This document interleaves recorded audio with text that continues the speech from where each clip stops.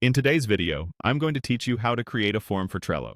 By the end, you'll know exactly how to add a form to your Trello board and set it up so people can submit information that turns into cards automatically. Start by opening your web browser and heading to Google. In the search bar, type Trello and press Enter. Click the official Trello website in the results, then sign in and open the board where you want to collect form responses. Before we can build the form, we need to add a form app to the board. In Trello, these apps are called power-ups.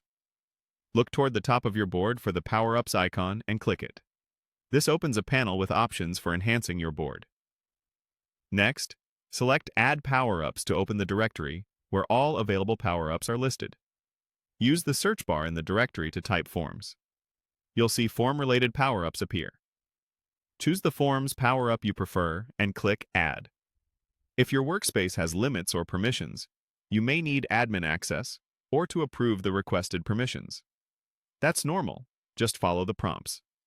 Give it a moment to finish adding. Once it's added, you can close the directory if it's still open. Click the Power-Ups icon again. You should now see the Forms Power-Up listed among your active tools on this board. Click it to open its controls. In the Forms interface, choose Create Form. You'll be prompted to name your form. Give it a clear descriptive title so teammates know what it's for, like Bug Report or Marketing Requests. A good name makes it easier to find later and helps submitters understand the purpose right away. Now it's time to add fields. On the left sidebar, you'll find the available field types. Select the fields you need and drag them onto your form. You can mix and match different field types to capture the right details, and you can drag to reorder them at any time. As you place each field, update its label and help text so submitters know exactly what to provide.